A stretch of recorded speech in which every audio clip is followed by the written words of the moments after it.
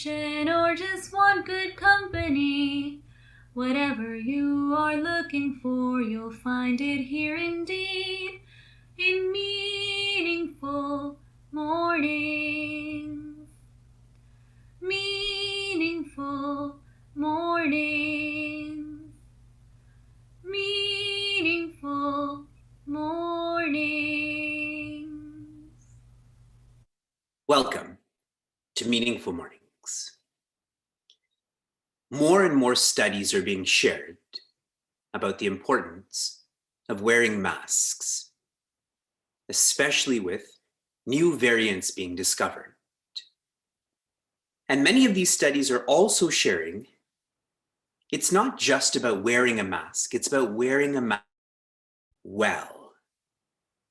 Over your nose, under your chin. I'm wearing a mask, but my nose is totally uncovered. What's the point then? I just look shady. Meaningful Mornings is a workshop for us not to just be alive, but to live. And the difference is well. To make today well lived. Samskara. In scene 3 of the Mahabharata, Acharya Bhishma has roared like a lion. He followed this up by, and everyone on the Kaurava side reacted by making noise. We went through that yesterday. In terms of philosophy, I had shared with all of you, a typical notion is, as the mind, so the man. More deeply though, as one's faith, so one's mind, so is the human. So my mind is who I am, but what is my mind? By what I have faith in or don't have faith in. What I should have faith in should be confirmed, supported, endorsed by Shruti, Yukti, Anubhuti. Scriptures, logic, and experience. For matters that are most important, all three of these have to be aligned. For matters that are less important, if my experience is confirming this, good enough. Matters that are important are not as black and white.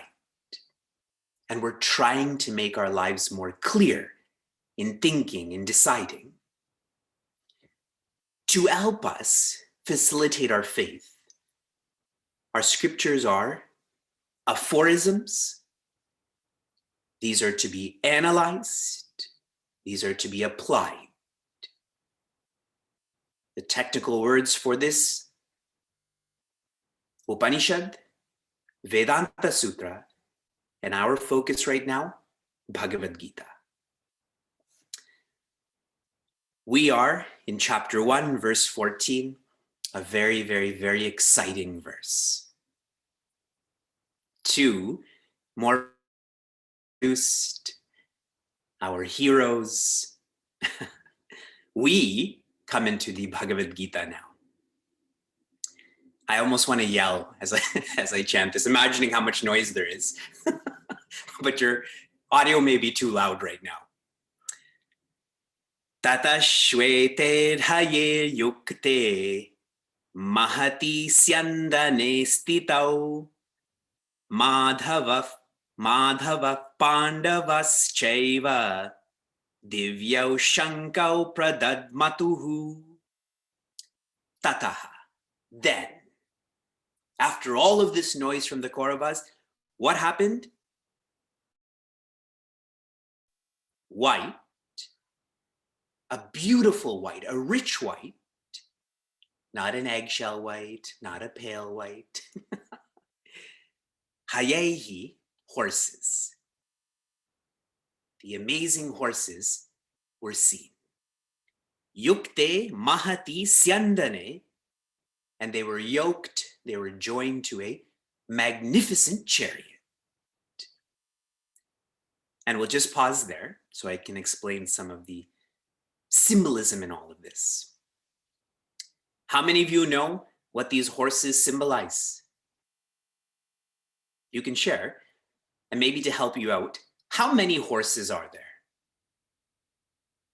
How many horses are in this scene? It is 4. 5 because there's 5 senses. These horses do represent our senses. However, there's 4 horses. Just like the tires on your car, you don't have 5 tires. If you do, one's inside the car. So there's a balance of 4. And the reasoning for this, your tongue is an organ of touch and taste. Now this chariot, what does this chariot symbolize? This magnificent chariot. Your body, that's right. Your body is magnificent. It is custom designed for you. Senses check, body check. Stito. And who is seated there? Madhava. Our Sri Krishna. And I really like this word Madhava. Dhava means Lord. And Ma means Devi Lakshmi.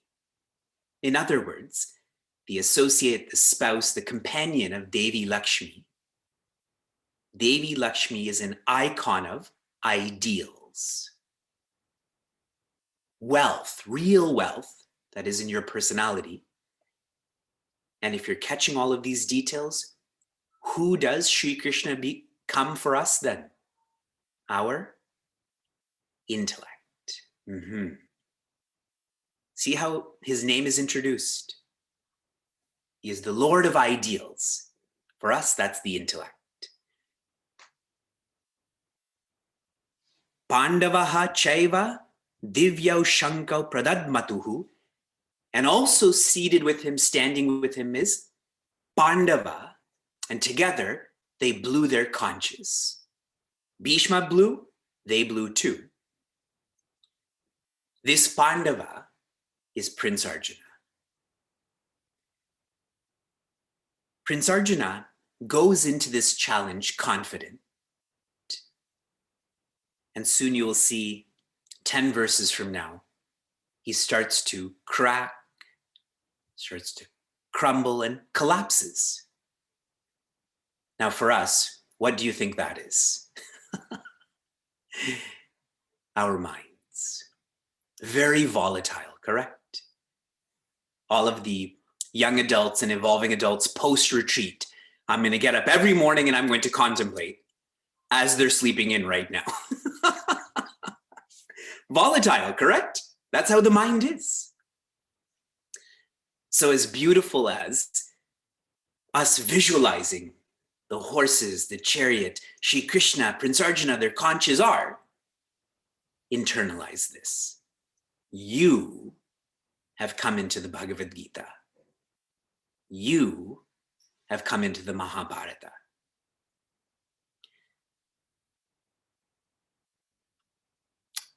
Philosophically,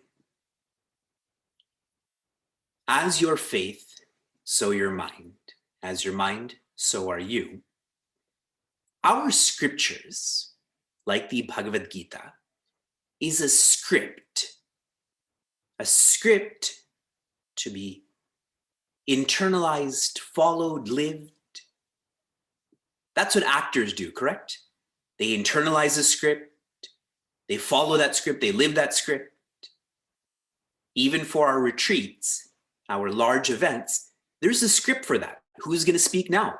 Who's going to be unmuted now? Apply that to you in terms of, why is it called a scripture? We have multiple working parts to our personality. Our bodies input. Our minds interpret, and our intellects instruct. There's no problem with our body. Inputting, it just happens. There may not be a problem with our intellects either. Like in the case of Sri Krishna, our problem is with the mind. As the body inputs, what does the mind do? Interprets. I like this, I don't like this. Then passes that on to the intellect, who has to instruct. And even if the intellect instructs, do this because this is your responsibility, it goes back through the interpretation of the mind again, correct? But I really don't like to do this. And so the body doesn't do it then. So there's a disintegration between the mind and the intellect. In Bhagavad Gita, this is called ayukta. There's no yoking. In movies, when you see horses that become unyoked from a chariot, there's only destruction then. And this is why Bhagavad Gita teaches yoga. Yoga is to unite the mind and intellect, for there to be integration. The mind has to be trained to follow the script. That script is being shared by the intellect. Good? From inspiration to application. Your application yesterday was you feeling you are a third party. How many of you tried that? How was your day? Feeling that you were a third party. I think your day was more objective. You didn't interpret as much. You acted like a consultant. This is my job. This is what I have to do. And if you were more objective, you were more clear. For all of the family people, what causes most fear in us? Attachment. Where there's raga, there's bhaya. But for an objective person, no attachment, no fear. Your application for this morning, every time you sense a disintegration in your personality between the mind and the intellect, stop, reset, continue. You do that for your router, correct? When things are disintegrated, you go and reset your router. There's a much more powerful router inside of you. Unplug, plug back in. That's why I asked you if it's a snow day. So much disintegration, just sit here all day. Keep unplugging and plugging back in. Finally, announcement-wise, 3 weeks ago, we started our Healing with Hanuman broadcast campaign. And lots of you will be ready for Healing with Hanuman this Saturday. And we're raising funds for our Chinmaya University. In less than 20 days, we were able to raise thus far 285 sponsors, so $28,500. So we very much completed our goal, but this is a sliding goal. So now we're aspiring for 300 sponsors at least. That's $30,000, and we have 5 days to do so. I sound like an NPR broadcaster or your public radio. 6 more minutes to get 60,000. So please do be active in the next 5 days so we can reach 300 sponsors. Those details are everywhere. Shanti, Shanti, Shanti. Be safe, be sound, be serene, be happiness.